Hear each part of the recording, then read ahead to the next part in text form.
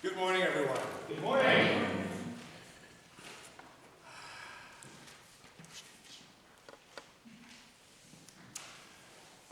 These days, my husband Al and I are sort of really into British detective shows. And if you know about them dangerously streaming on the web, you can just sort of spend days absorbed in these very well done whodunits.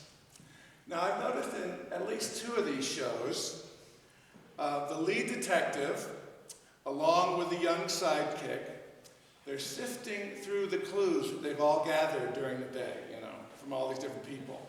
And suddenly the two of them realize, so-and-so were at the same place the night before the murder. So-and-so are both related to the deceased through a third cousin. So-and-so have both concocted lies for an alibi. Coincidence? Asks the sidekick. I don't believe in coincidences, says the lead detective. I wonder that if in the life of an ordinary Christian, you and me, someone who places their trust in and gives their heart to God, there is no such thing as coincidence either. Take, for instance, the entire book of Acts when it talks about St. Paul.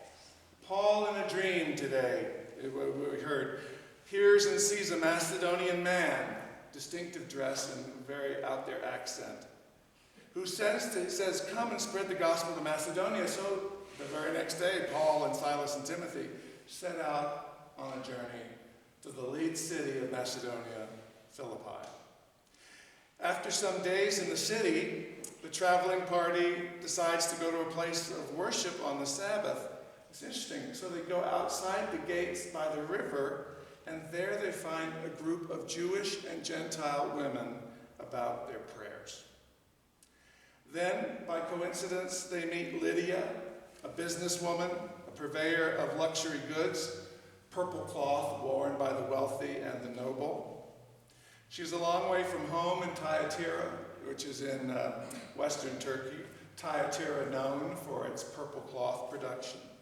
So she must have been on an extended business trip, or perhaps she was a representative of some Thyatirian business in Philippi.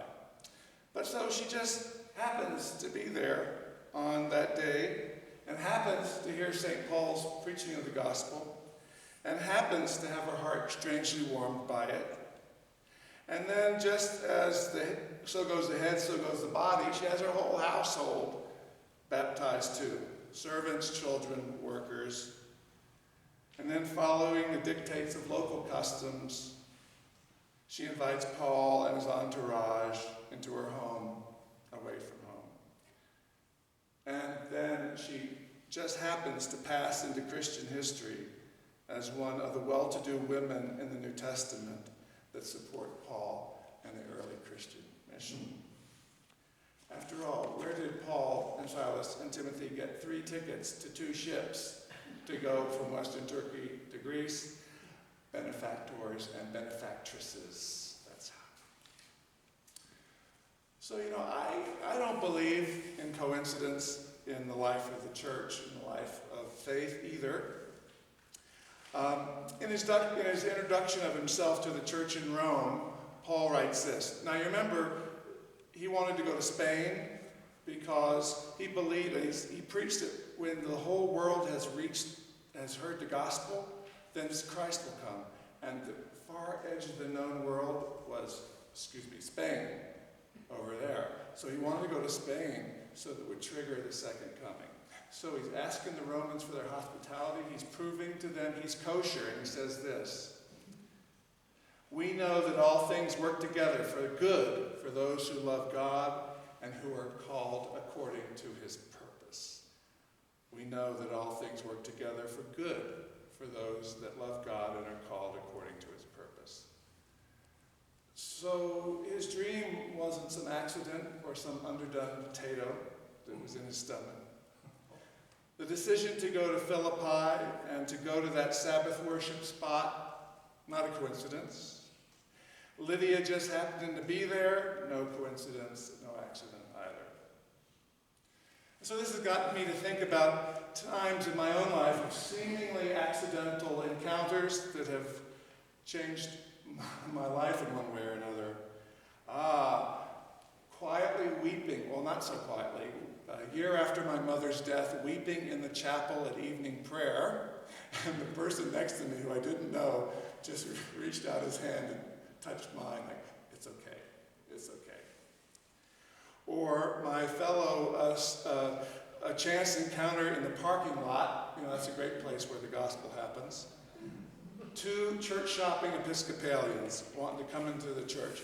Those two strangers became the people that said to me, Ted, you have this elaborate schema that you have a professional life and you have a personal life, and never the twain shall meet. And they said, Ted, why don't you just have one life? And I'm like, oh, that's so much easier. Chance encounter in the parking lot. Or that young man, fine spring day on Prospect Avenue in Milwaukee.